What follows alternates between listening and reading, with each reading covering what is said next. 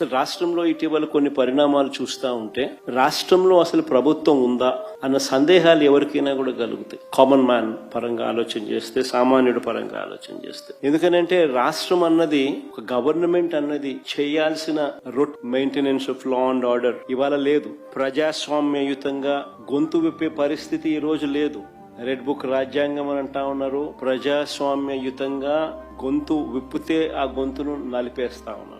ప్రజలకు అభివృద్ధి లేదు, ప్రజలకు సంక్షేమం లేదు, రెండే లేవు. ఎకానమీ పరిస్థితి చూస్తే తిరోగమనం.